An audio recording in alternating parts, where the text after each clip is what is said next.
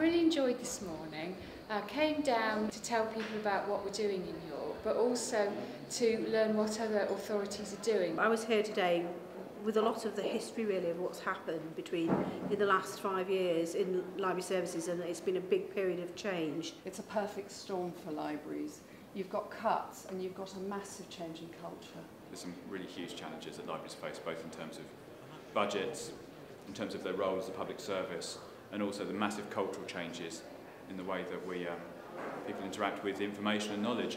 You read a lot in the newspapers about how dreadful everything is, and so it's really great to come and hear how different they are and how actually there is an awful lot of good work going on. I've been helping people all over the country, giving them advice on financial sustainability of buildings. I'd really love to see a lot more communities stepping forward and empowering communities to come forward and take over the buildings which are small libraries which they're thinking of closing, to keep them running. There's also a lot of growing interest around the kind of knowledge trust concept, so information and knowledge trust around the digital side of things.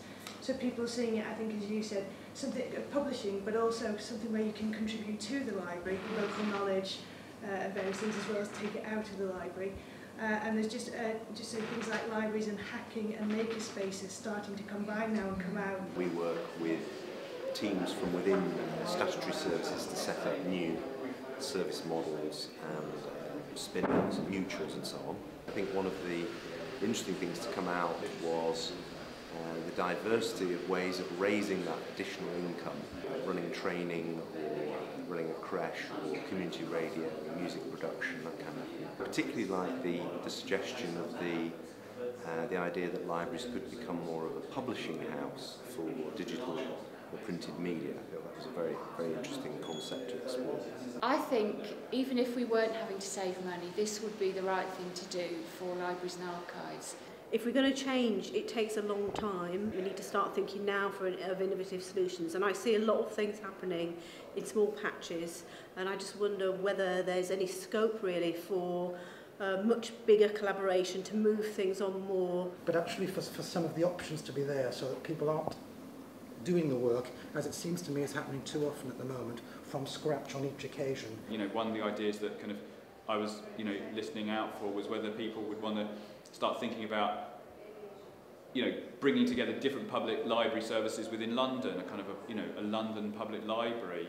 It wouldn't be all 32 boroughs, it'd probably start small, but people were kind of thinking, it doesn't need a kind of subcommittee of something to start that. That's going to be more about people just getting together and making it happen. There's 6,000 staff, £120 million turnover, and we run it as a cooperative. We have one share, one person, one vote. I think working closely with local ward councils is absolutely essential, because what concerns me, much as we love the friends of, is actually also how do we make sure we're truly representative of our local community. I thought today was really good. There was a real kind of, I think, a real buzz in the discussion, and a lot of ideas about the future being talked about, which maybe it's difficult to kind of get to those in discussions which are much more about the everyday pressures and about budgets and budget cuts and library closures. So I think this is a very future-focused discussion. I think the future looks very bright, and we must keep to the vision rather than focusing on the budget cuts all the time. Today I felt was really positive.